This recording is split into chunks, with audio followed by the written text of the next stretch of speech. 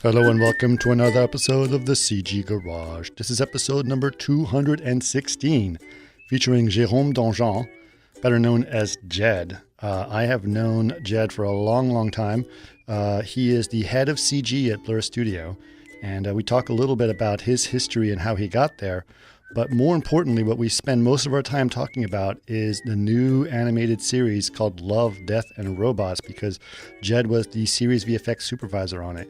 If you want to know more about what Love, Death, and Robots is, it is a animated anthology that is done. So it's 18 shorts, and it is definitely adult-oriented. It is not for kids, for sure. And it's a brainchild of Tim Miller and David Fincher. And Tim Miller has actually been thinking about doing something like this for a very long time. And if you want proof of that, he talks about it briefly in episode 39 that I did with him back in September 2015. So he has been thinking about this for a really long time. This Love, Death, and Robots is just absolutely spectacular. It is such a wide variety of styles and stories that are going on. Reminiscent of the days of liquid television or things like that. But really, this is a whole new ballgame in terms of that content. All these shorts are different lengths as well, which is also very interesting. And I just think it's just really, really, really great stuff. So hopefully you guys should go check out that series for sure. But Jed talks about a lot of the amazing work that went into this. Some of the projects that they worked on, Blur themselves, but he also had to oversee projects that were done by other studios. In fact, studios that Blur traditionally competes against or competes with. So companies like Unit Image and Platige and Axis Animation, Atomic Fiction, Digic, Blow Studios. It's just a really long list of stuff.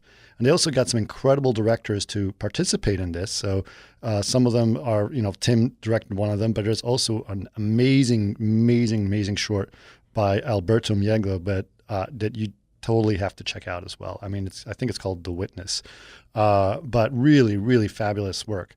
So I am really, really happy about this podcast and really happy that I was able to talk to Jed about it. I think you guys will enjoy it and hear more about how that came about and what it was like to work on a show like this. And hopefully in the near future, I'm going to be able to get Tim to come back on the podcast and give us his point of view on this, because now that he's sort of gone through it, it'd be interesting to hear his story since that episode I did back in September 2015. So hopefully you guys will get that at some point. It's just really hard to get Tim's schedule and his time available right now. So that's all I got. All right. Enjoy this amazing podcast with Jed from Blur Studio talking about Love, Death, and Robots. Thanks, guys.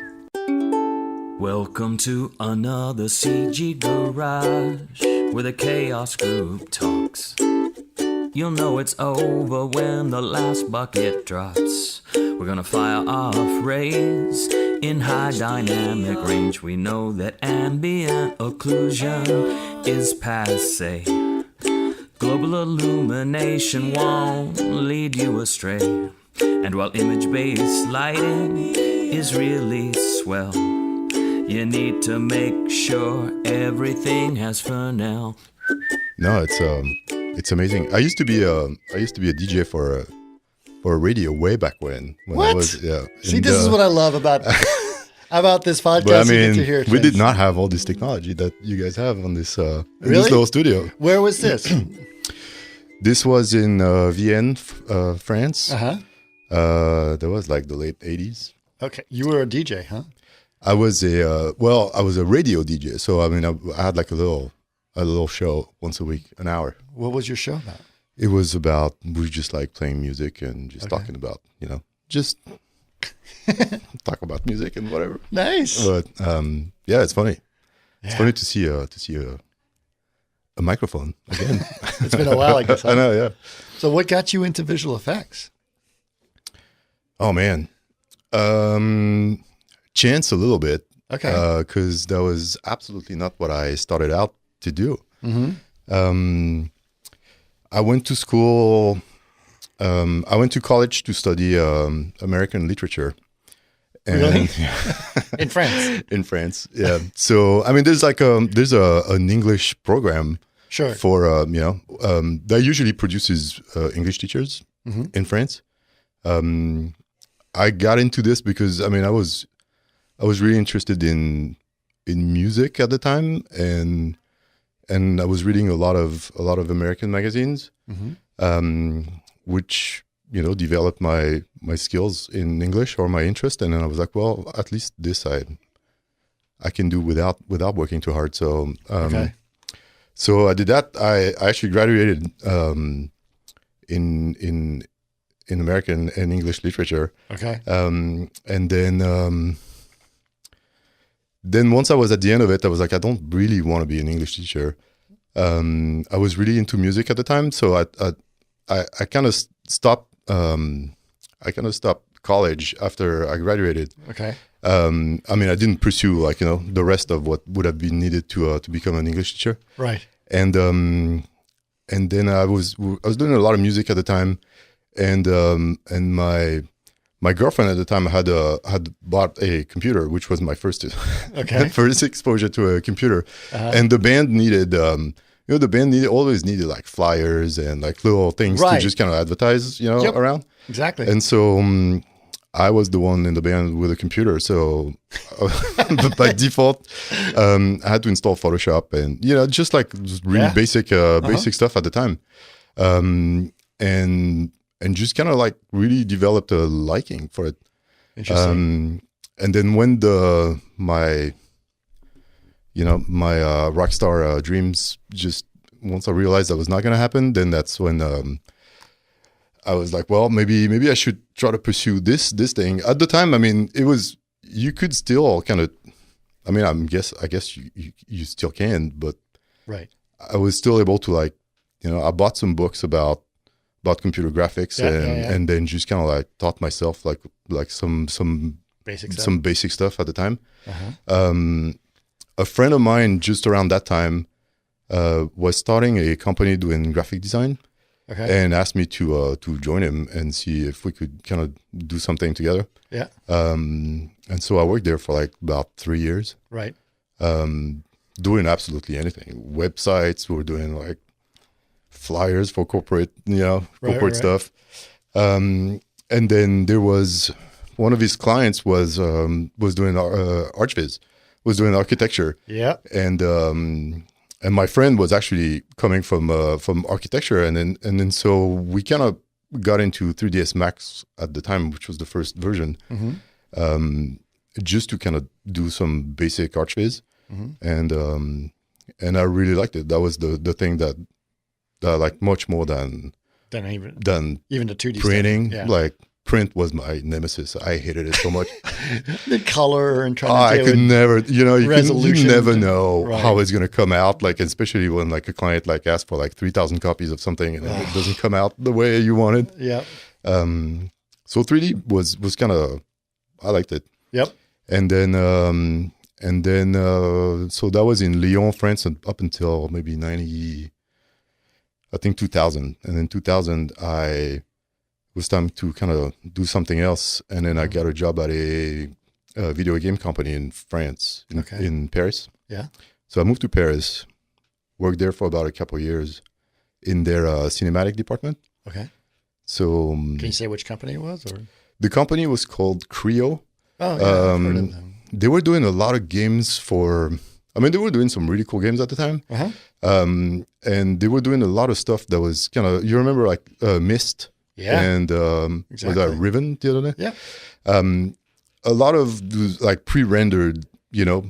bubbles, we were calling them at the time. So you would just kind of pick like a place in your environment, and then you would render a 360 thing, and then you could, and then the as a player you could just kind of like look around, and there was like some clickable areas, and they were doing a lot of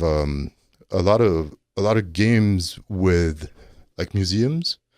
So for example, there was a game about Versailles, the castle. Yeah. And then we had to like rebuild the entire Versailles castle in 3D. And then there was like some sort of, and then there was like some sort of intrigue happening in there. But then they were saying, So it was like Myst, but inside of Versailles, kind of? yeah.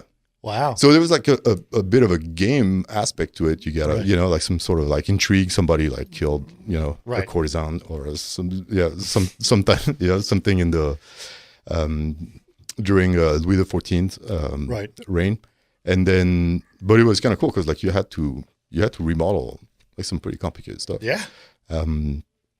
But then the company was not doing really good after a couple of years. Like they were having some like money problems, and and then I had spent a couple of years in the US while I was finishing college, and I really liked it, and I was kind of wanting to come back. Yep. And at the time, I knew the Paris was not really for me. Like I mean, I wasn't born and I wasn't raised there, so you're more of a Lyon guy, right? Yeah, exactly. The food's better in here. Yeah. And, excellent food. What's the name of the very famous restaurant in Lyon that like? Paul Bocuse. Yeah, Paul Bocuse.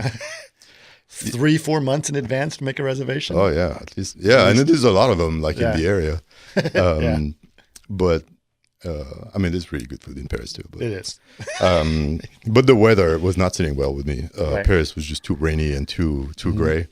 And so I started looking around, like around the US or even Canada, like where I could just kind of move on to the next one. And then I got I had an offer somewhere. I think it was Ubisoft. And then right before I was ready to say yes, I was like, I need to try. There's like 2 companies that at the time I was really like looking up to. It was Blizzard and Blur. Right. And yep, that makes sense. And I was like, well, so I sent an email to like both companies saying, hey, okay, would you be interested? And Tim Miller replied. And interesting. And they flew me here in 2002. Wow.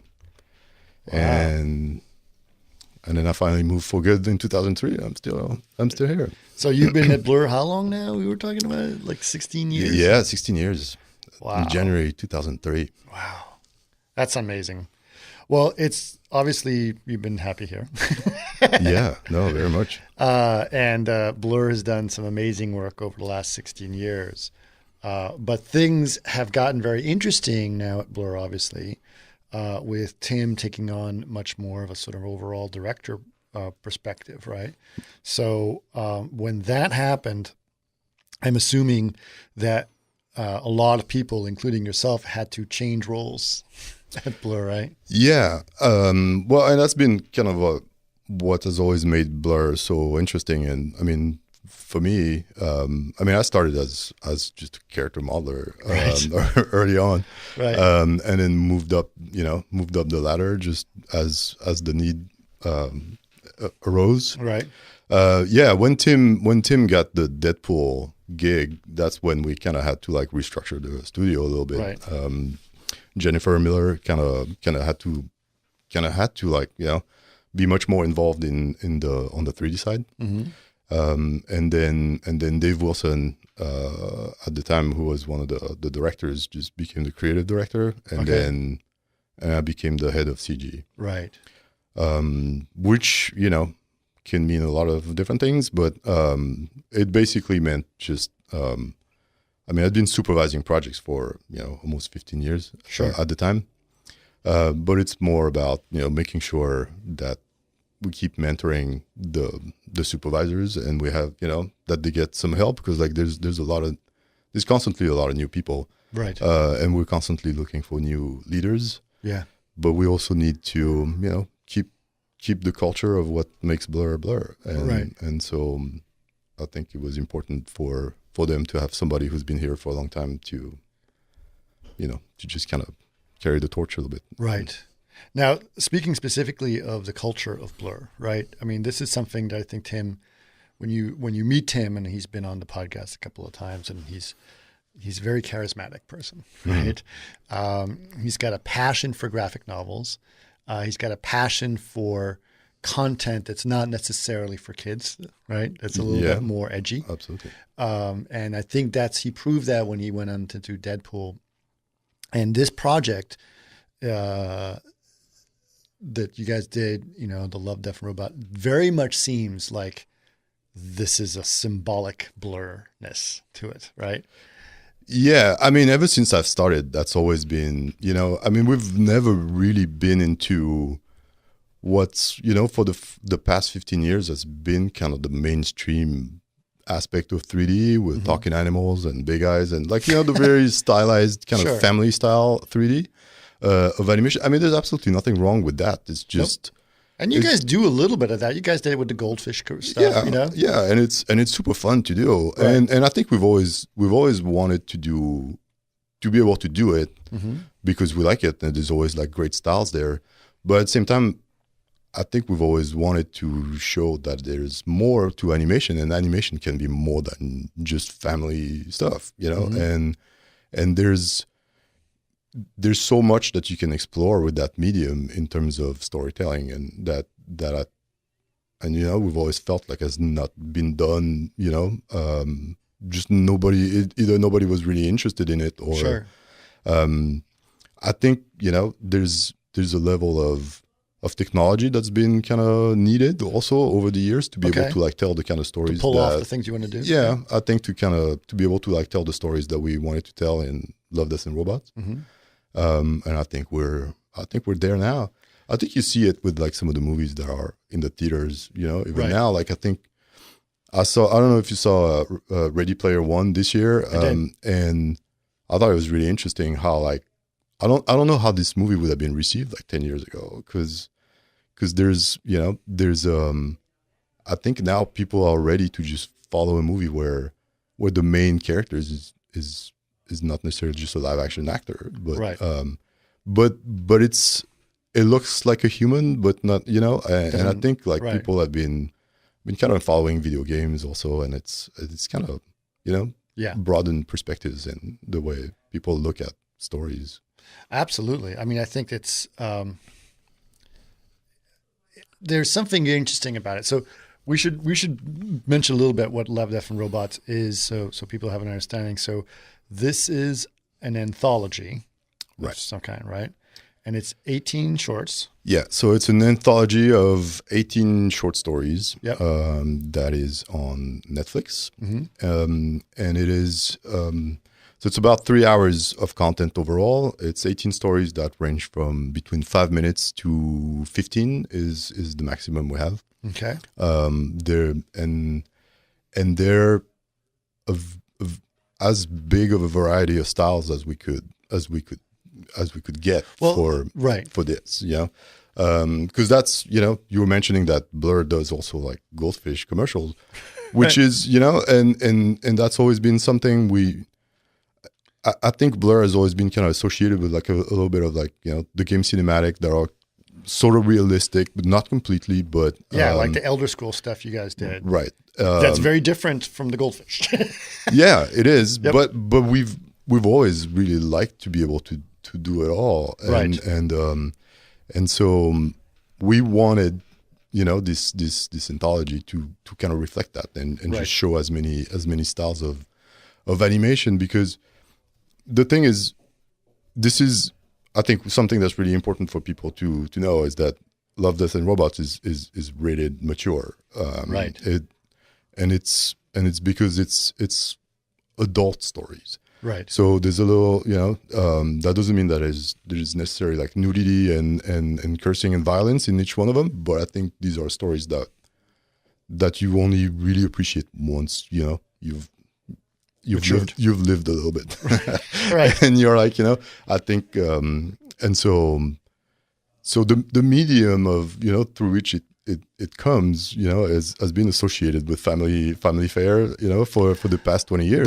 But I think that's the thing that's been great about Tim, and hopefully I can get. I know Tim's schedule's a little crazy, but he promised me that he's going to come back onto the podcast and talk from his point of view. But nonetheless,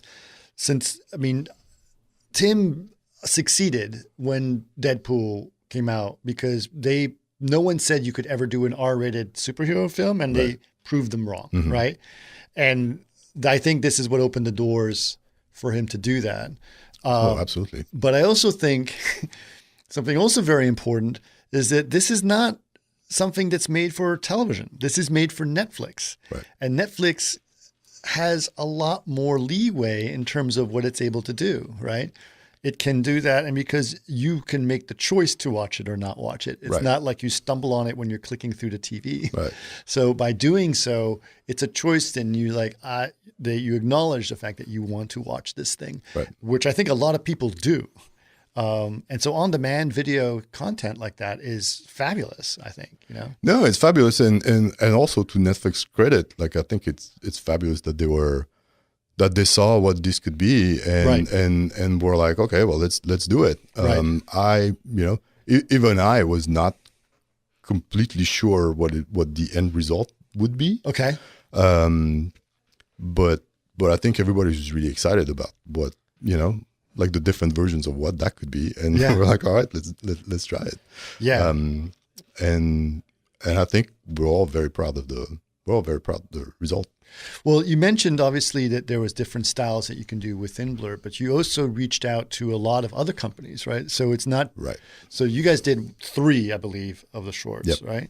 And so a lot of other companies did other shorts as well. And what I find fascinating is that you guys reached out to companies that you guys traditionally compete against. Yeah, and on a personal level, I mean, that's been what was the most exhilarating about the whole experience. Right. Because all the companies that were traditionally our competitors, all kind of agreed to just be part of this, and were very excited to be part of a bigger community of storytellers in that animation media. And I think everybody was really excited to be on board with that, because I think everybody saw that this was going to be different. This was, different from, because we compete for the same kind of projects. We all compete for game cinematics and a little bit of visual effects. Right. But it was so exciting to be able to finally tell a story where we don't have to sell anything. Yes.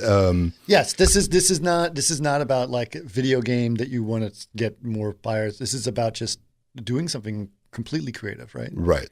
And so all those companies, and it was great to work with all the companies that we usually compete against. But I mean, we all have like an enormous respect for each other. I mean, obviously a company like Digic and Unit and Axis and Platige, I mean, just to name like a few, are, we compete against them, but we're so excited whenever they release anything, because we all want to see it. We all want to. I'm sure they do the same when you do something. I'm sure, and so it was it was great to find a project where we can all like talk about how to make something bigger and better, and I think everybody was also very excited about the level of like creative freedom that we wanted. The real draw for us was not, because if Blur had done 18 stories, there would have been a little bit of, there would have been different styles, but not to the level of what we have now, where, Unit is bringing their own sensibility, and so does Digic. And so all those companies around the world like really brought what makes them great usually, because like when I look at like a Digic piece, I'm amazed, because this is not something we could do. Right. And same with Unit, and we wanted that, we wanted something that is not just what Blur can do, but what the entire world can. So what was your role on this? Because obviously you sort of were like, you weren't just for Blur, you were kind of for the whole project in a sense, right? Yeah. So I was the visual effects supervisor for the show. For the whole show. Yeah. So you would overlook other people's work as well. Right. So I was kind of like the client side supervisor on the Blur side. So yeah, I was a little bit of, so we had like a little room set up separately at Blur, where we would just look at the work on all 18 shorts. Sure. And try to direct traffic and help and as much as we could. Right. So it was a great opportunity to just kind of talk with all those, all those other companies, just kind of exchange like great, learn a little bit about how they do stuff, but mostly to just like exchange, just different ways to tell stories. And it's been fantastic. Yeah. Well, since we have a little bit of freedom to talk a little bit more about some of these specific projects, let's go ahead and do that. So tell me some of your favorite ones and like some of the ideas or like things that were unique, the stories that really sort of are things that people should look for.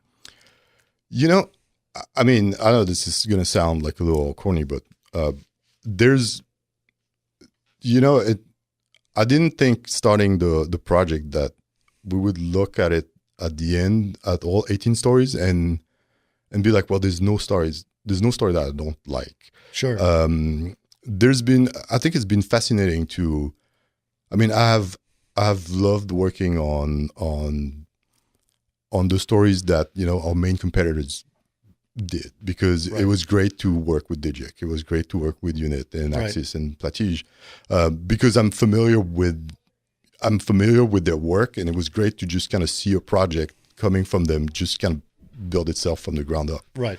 But I've been also very fascinated to see because the show is not just in 3D. We also have like 2D stories in 2D animation.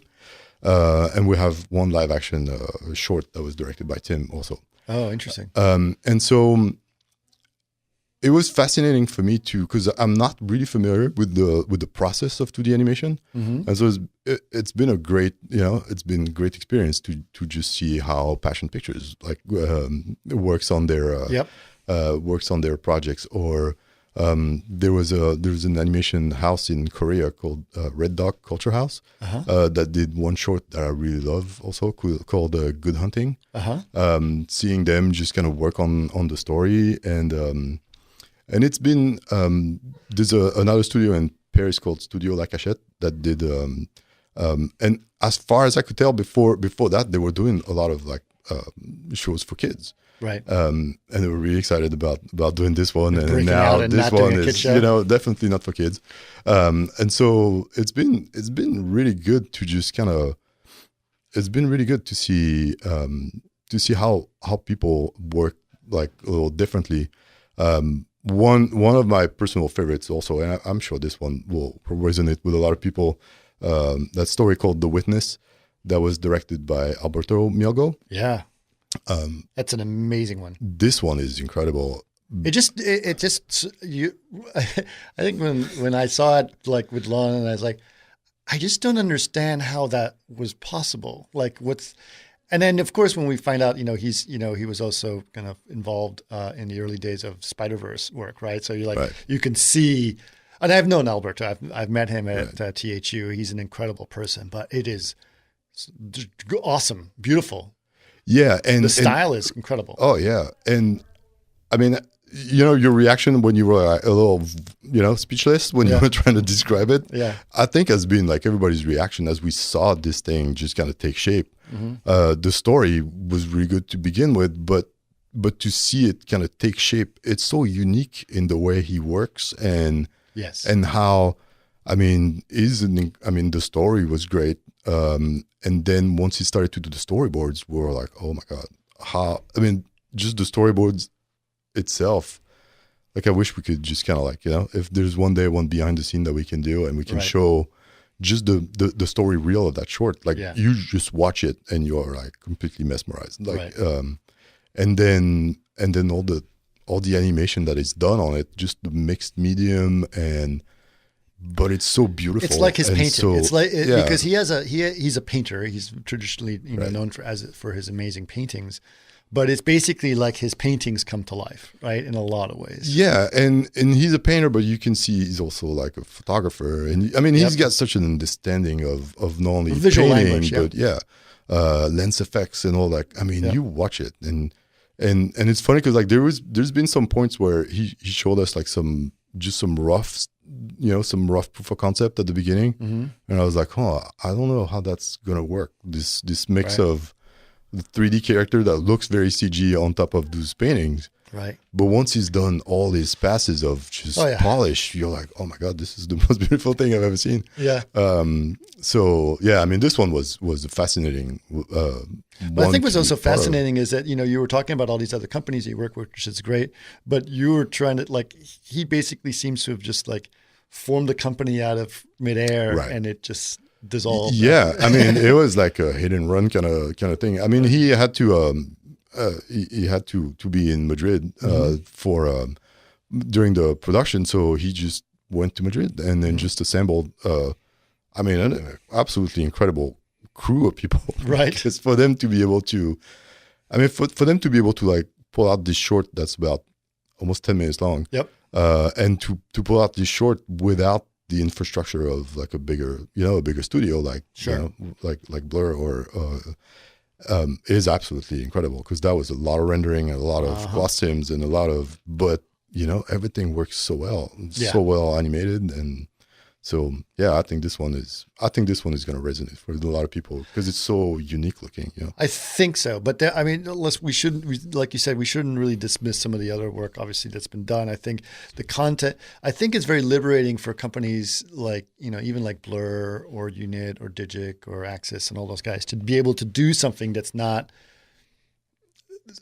You guys do edgy work. Mm-hmm. Blur does for sure, and so do all the other companies, right? Especially if you're doing cinematics for some very, you know, games that are sometimes for mature content. Right. But being able to have complete freedom, where it's like what you're doing is your own thing, right, is kind of cool. It's kind of cool. What were some of the companies that, I mean, obviously, you know, mentioned Unit. We work with Unit as well because they're a big V-Ray house, but they've always done some very interesting animation work as well, right? And so they're very cinematic. Yeah, and I really liked working with Unit because when we talked to them at the beginning and we showed them the story, like we've talked with them about it and they said it's not true, but it was kind of the story Beyond the Ocular Rift is a sci-fi story, but it's a bit more of a psychological thriller. And Unit has been, I mean, you know, they've been amazing at, you know, blowing stuff up and then doing this like big, epic cinematics. And when we offered them the story, it kind of felt like they were like, you know, it's almost like, don't you have like another one with mech warriors like fighting instead? Yeah.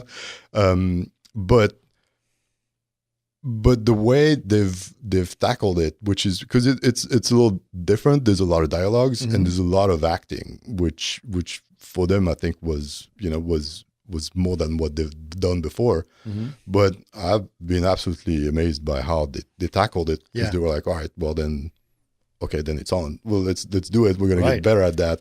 The character work they've done on it is just amazing. Right. And the story is really cool too. Yeah. So it's been great to just see them, like they remind me of Blur, like, you know, a while ago. I can see just how they're just so, you know, like they have the same thing that we had when, like 15 years ago when I started, where it's like, well, we're gonna do it and we're gonna do it better than anybody else, and and they're so passionate, and you can tell they will stop at nothing to just deliver the best level of quality. Yeah, I mean, it's true of every company, but you know, when you look at the story that Digic did, The Secret War, it's unmistakably Digic. You know, it's like the quintessential Digic cinematic. It's epic. They can do shots that nobody else can do. Right. And it's beautiful, and but you know, it's got this grit, and then it's so I think for them it wasn't as much of a stretch as maybe a Killer Rift was for Unit. Yeah. But you know, I think both of them are just so incredible. Yeah. And I'm so glad, you know, to have been a part of the making of those shorts. The other one that I thought was funny is you had these two directors from Spain. Mm-hmm. Headless. Those are interesting shorts that they did, right? Yeah, and they've done 3. They've done done 3. Yeah, they've done 3 shorts. They've specialized in comedy, even though they could do whatever they want. These guys are just so talented but so funny. Right. They took 3 of the shorter shorts, 3 of the shorter stories, and they've worked with 2 different companies. One in Denmark called Sun Creature that does 2D animation, and then they've worked with another small company in Spain called Blow, and they did two 3D pieces, and then the one 2D piece in Denmark. In Denmark, yeah. So they did 3 total. But I mean, it's been, I mean, on a personal level, it's been absolutely fascinating. Also working with so many like talented directors from around the world, like, and just see how, you know, to work beyond just, you know, the directors at Blur, because that's usually who I. Well, how many directors did you guys have on this? Must have been several. Yeah, there's I believe there's like 20 directors worked on it. Yeah. Okay. Well, Unit has 4 directors. Okay. But then Headless, you know, Victor and Alfredo directed 2, and then, you know, around the world, we tried to like for the studios that had in-house directors, we were really happy to work with them. Yep. And then the ones that weren't completely, you know, staffed with like an in-house directors, then we paired them up with directors that we knew here, right. And it worked well too. Awesome. But I think that the idea of working with directors from around the world and doing such different content is kind of an interesting role for you, right? Because you were the Blur is traditionally, you've got outside directors, but they're usually directors that you've worked with before, right? Right. And so suddenly you are working on a project where you have 20 different directors, and most of which you've never worked with before. Yeah. But you know, for the most part, they worked well, right? And it's been really inspiring. I mean, I think it really opened up, you know, I mean, not just me, but like all the people at Blur to just work with so many different visions and different. But I think, you know, just Tim picking all the stories and all. Yeah, how did that work? Where did those stories come from? All the stories came from, you know, I mean, you know how Tim is an avid reader. He just that's all he does when he's not working, which is, you know, a lot of time. But he's been wanting to. These were all stories that he's read or that, you know, that resonated, and he's picked them all because they were the kind of stories that he wanted to tell. Right. And then he's been very, very involved in the script, in the creation of the script, like the adaptation. Right. And then after Fincher was involved too, obviously, right? Yeah. As another executive producer, and so that was kind of the anchor, you know, for all the different studios and directors after that. You know, like the story was picked. Right. So here's the story. Would you like to do this story? Right. There's we only had like 2 original stories that were written. Like Alberto wrote his own story for The Witness, and then Vitaly Shushko, who did the Blind Spot in Russia, also wrote his own stories. Yep. Well, that's really, really cool. I think the idea of doing this must have been amazing. How long did you guys work on this? I mean, when did it start where it's like, okay, we got a green light to do this? Because I know that Tim has been talking about doing something like this for 20 years. Right. Yeah. I mean, it's been on and off like for the past 20 years. I think the interest has not been, you know, right. In terms of like, you know, the creative control and in terms of timing, just after, you know, once Deadpool came out and it showed that, you know, there is an audience for you know, rated R. It's not exactly animation for Deadpool, but you know, it's kind of a, you know, comic book like for rated for mature audiences.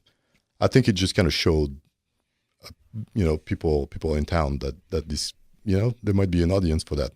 I think Netflix was the perfect medium for it because they are looking for content and they're not afraid to just try new things. Yeah. And so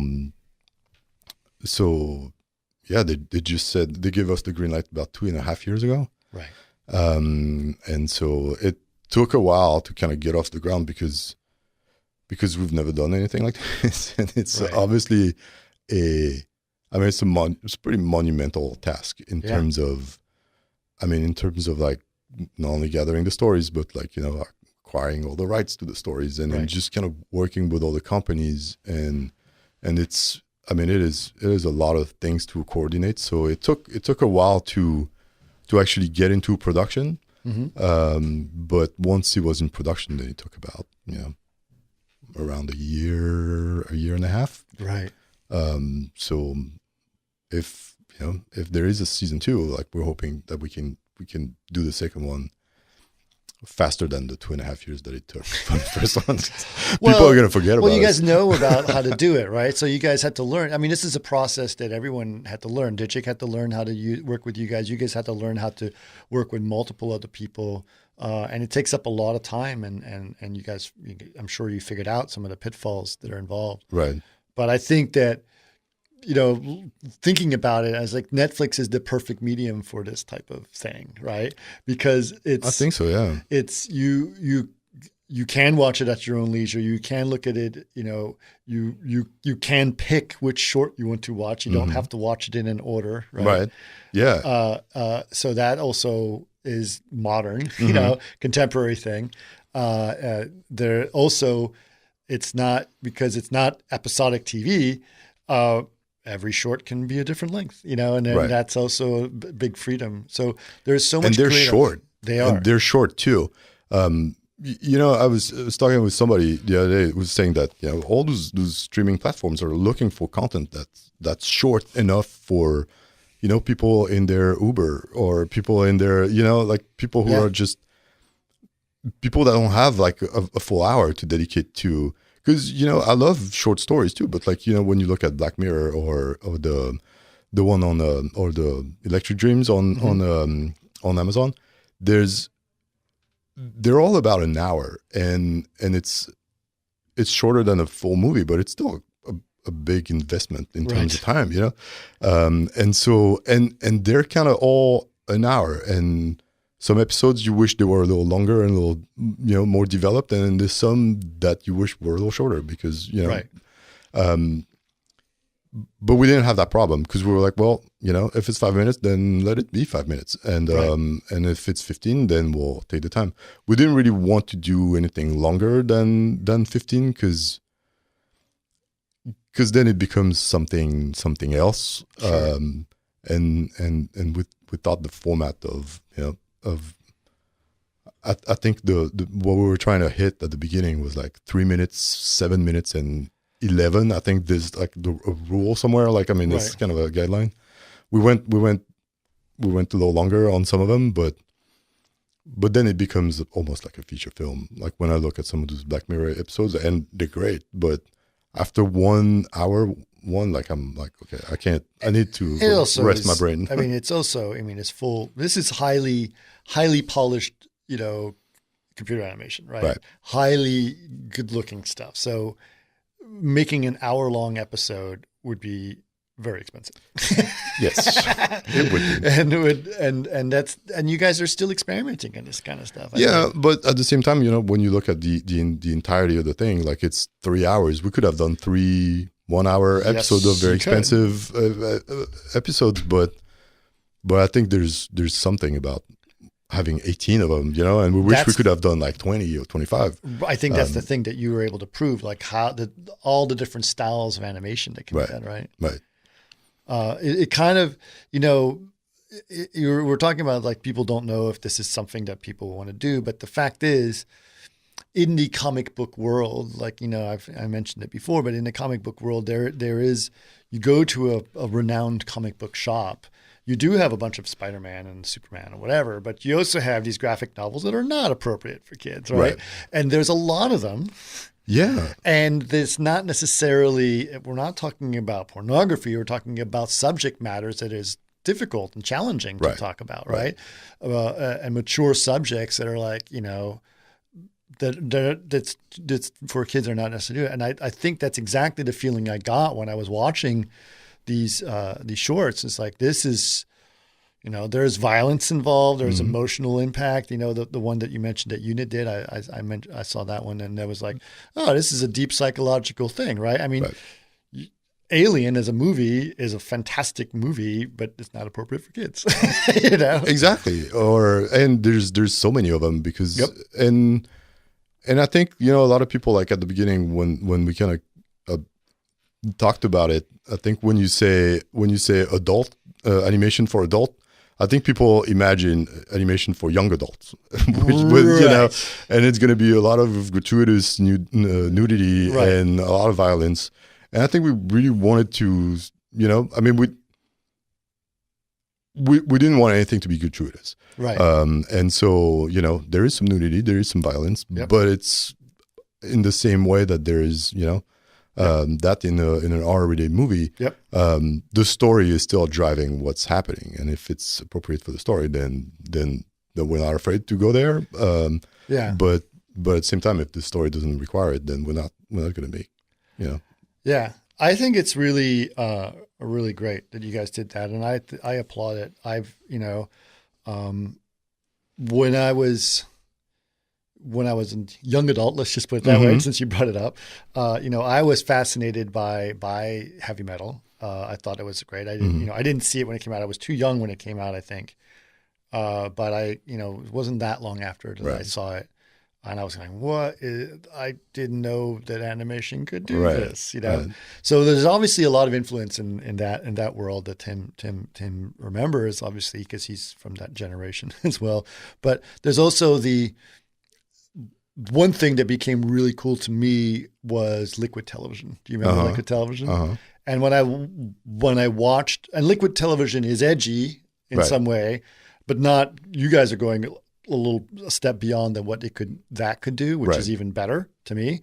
But I do when I saw these shorts and I'm looking at them, I'm like, it's brought me back to that moment where like, my eyes were open. I'm seeing something I've never seen before, you know, watching like the Aeon Flux shorts. Remember those? Oh, yeah. And I was like, and it's so inspirational as Candy, and like, and then the subject is grittier. So you're not just watching normal cartoons, you know, and that's okay to watch normal cartoons. Like you said, the Goldfish stuff is great, but suddenly like, it's so great to see something so interesting and different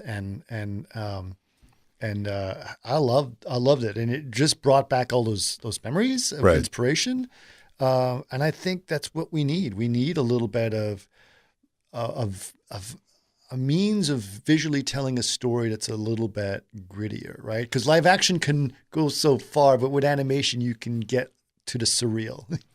Yeah, no, absolutely, and yeah, I think you're right, and I'm glad you're receiving it like this. Right. You know, I've often thought, you know, as we were like seeing this whole series develop, it's almost like I feel so privileged to have been part of it. Yeah. But at the same time, I wish I could have the fresh eyes to just watch the whole show like this, you know, for the first time. I will be your eyes. I can tell you, because that you did. I know what you mean. It's very hard sometimes, you know. I've worked on some shows. It's like, I don't know if it's any good or not, because I've seen that shot so many times. All I'm seeing is like shot number 2, 7, 5, 6. You know, like you don't. It was great to see it. You know. Yeah, and I mean, I hope people love it as much as we do. It's I mean, I've done CG for a long time now. I mean, I've been in this business for more than 20 years, and I remember, like, you know, what you're talking about. You know, Liquid Television, Aeon Flux. I remember, like, I mean, I grew up with heavy metal myself. Like, I love that movie. Yeah. Just because of what it, like, how different it was. You know, like, I mean, when you watch it, obviously, like, it's aged a little bit, and it's, you know, and it might have been geared towards young adult a little more than we are. Yeah, I mean, it was also during a time when, you know, the drug was, you know, I mean, was happening. It was such a different, trippy. Such a I mean, it was like, time. Let's make something really trippy, man, and that's exactly what they did. And it's not to dismiss it, but it was like just that's possible, right? You know? Yeah, and I hope, you know, we were able to, like, touch a little bit of that. You know, like, we wanted to do something that that just felt different. Right. But using the tools that we're so familiar with, and we wanted people to be able to, have the same, the same feeling. And I hope that some kids will, I mean, not too young kids, but some kids will like watch Love, Death and Robot and be inspired to just, work on something like that, 20 years from now. And I think even, the fact that you have digital humans in there, that's something that, that's very hard to do. Still, we know that. They're still not exactly perfect, but they're really interesting to look at in this thing, And Unit Image obviously has been trying to like really get into doing some interesting work there, and you guys as well. Digital humans are tough. And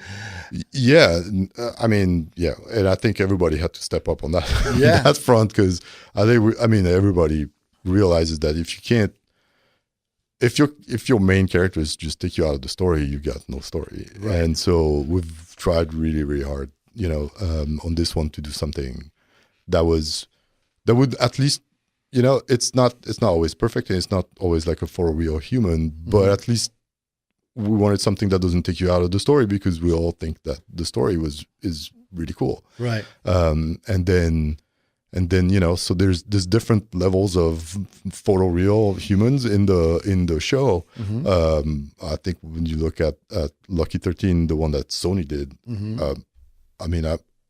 I know that a lot of people are going to think it's live action. That the short is just, what they can do with their human faces is just absolutely. Sony did it. Yeah.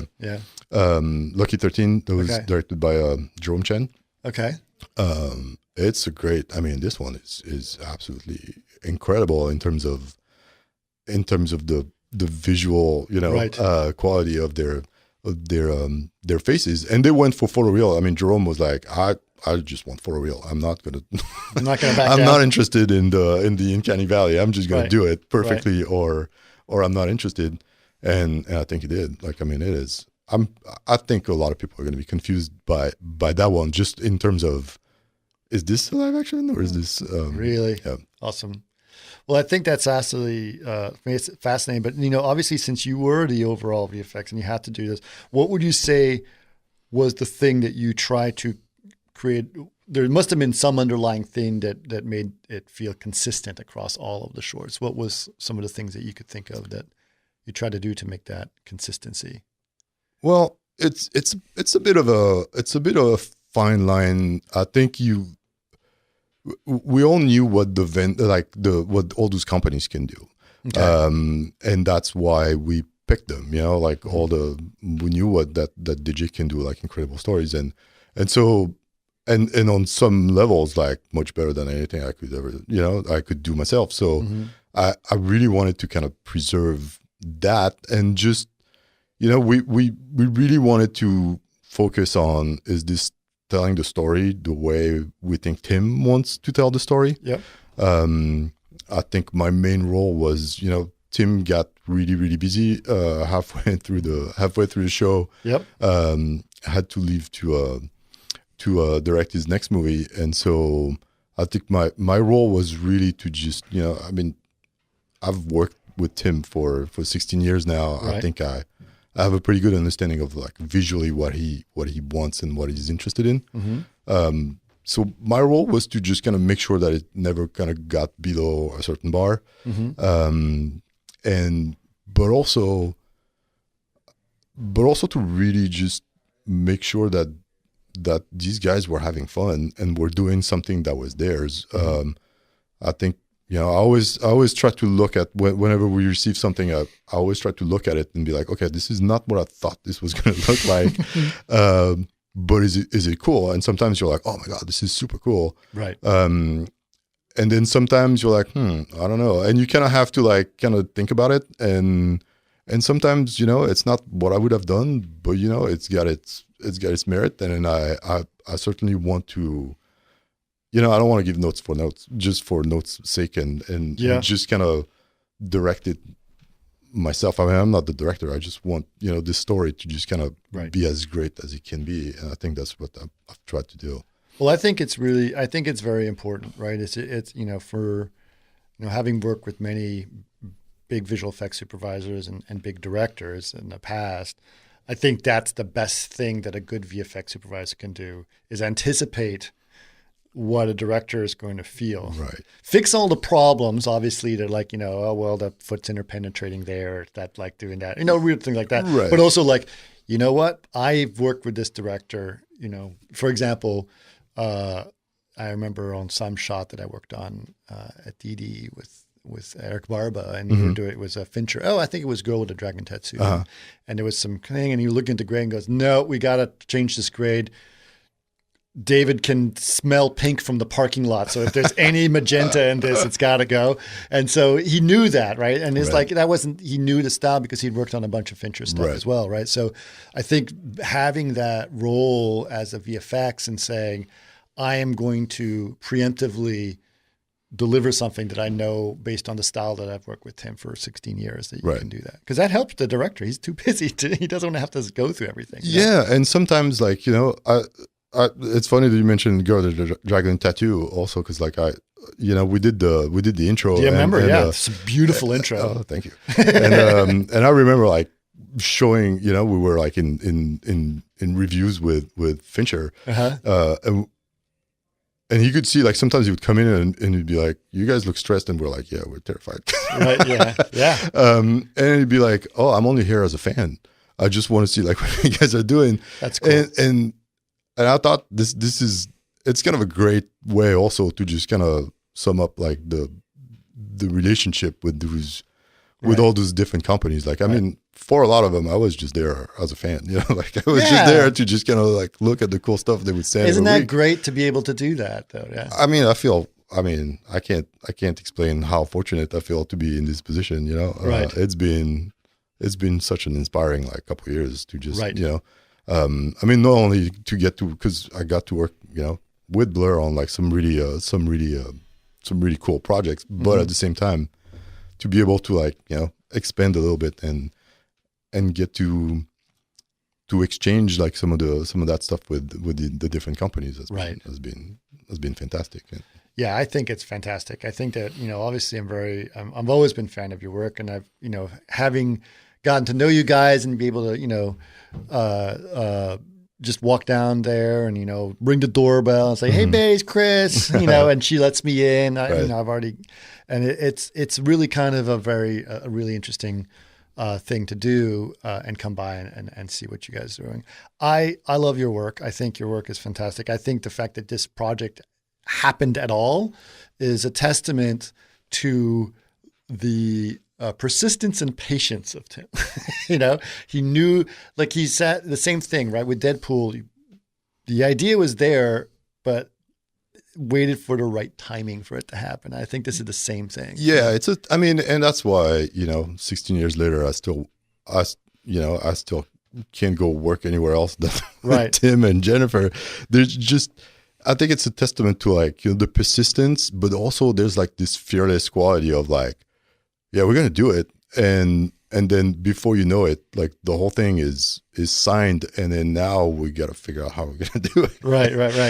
Which is, I mean, there's not a lot of people that would just kind of embark on something like that without really completely realizing how complicated it's going to be. Because like, I mean, there's been a couple of times where we're like, holy, like there's so much to do. Right. But it forces you to just kind of like get out of your comfort zone and just kind of, surround yourself with great people that know that stuff. And then that's how you learn and that's how you get better. I think what will be great, obviously I'm hoping you guys do a season 2. I know obviously that's still in the decision process, but that you guys are going to open the minds of so many animation places that want to do so. I mean, I would love to see a Disney version that goes on Love, Death and Robots. Yeah. Or it's people with real incredible different styles of animation producing stuff that's edgy, Oh yeah. And I mean, obviously, we hope like everything will go the way we think it will, and that it will find an audience beyond the animation, industry. Cause that's really, we want to touch people that don't really usually care about animation and I'm not saying that it's not people that dislike animation. It's just people that never thought that they could watch this kind of story right. with this particular medium, feeling that they would have to shoot something live action to do something like that, right? And I mean, you know, my girlfriend like is not in this industry at all, and it's great to like show her some of this short, and she's like, you know, like it's just so new to her, like right. she was really like she really gets into the story and forgets about the medium, and then once the story ends, she's like, wait, what did I just watch? Yeah. And I think that's really what I'm really interested in seeing, you know, like the reaction of people to do shorts is my guilty pleasure these days. I think there's a lot of interesting things that are happening in the last few years. Obviously, things we mentioned Deadpool before, we're mentioning Love, Death, and Robots, but even things like Last of Us 2, you know, like you look at that game and you're like, this is very mature, very interesting narrative that's happening, and it's a video game. You know, it's completely different. So there's different ways of telling a story now that is more. And when I say mature, I mean it comes from a deeper part of our soul. You know what I mean? Right. And I think and it's interesting. And I'm sure we only. I mean, I don't want to say we're the first step, because we're definitely not the first step in animation and adult animation, but we're, you know, one more step, and I'm curious to see what the next one will be. Right. Just the same way you look at, you know, you've read comic books and you've seen, you know, the first Spider-Man, and then and then the first X-Men, and to just like how, you know, each new generation of directors have pushed even those superhero stories. Like when you look at Wolverine, that's, you know, Deadpool. Yeah. That like some of them get now really dark, you know, and it's no more, you know, we don't think of them as, you know, flashy costumes and they can just fly around and always win. Now there's like, you know, these are suffering.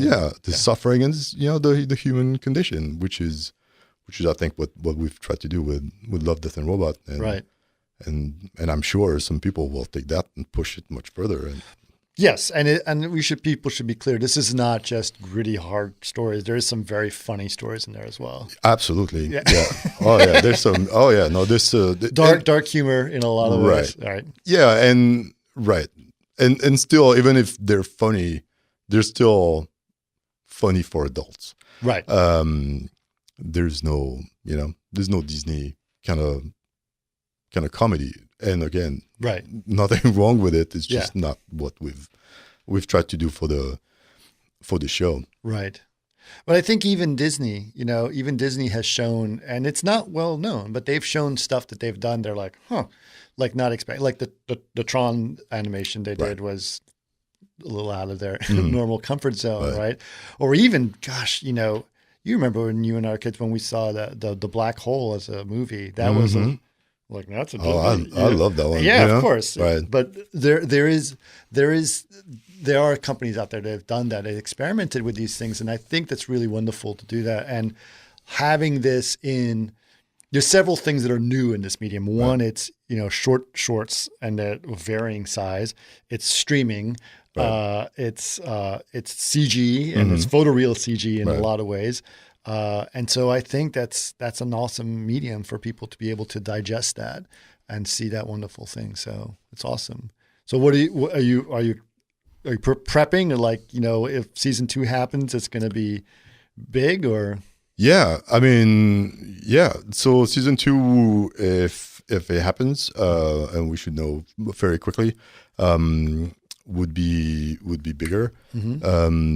I think we want to keep exploring new styles, so we'd love to kind of have like new partners to work with, because it's always what makes this show so interesting. Yeah. We want to be able to do it faster next time. So we're already like preparing stories, like, you know, we're kind of trying to narrow it down so that by the time we know that it's going to happen, we want to be able to like say, okay, go. Right. It's ready, and we, you know, this time we've done our due diligence, right?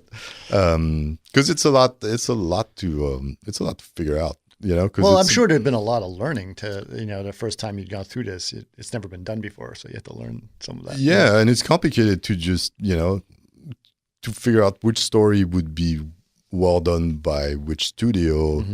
You got to decide, well, it's better in 2D or in 3D. And then once you've decided that, then it's like, which studio would be the best at that? Right. And then, and then there's a little bit of, then you got to think about the budget, and you got to think about like who can, but so before you even kind of get started, then it's a lot of just moving pieces around. Sure. But it's, it's such a great, it's such a great adventure.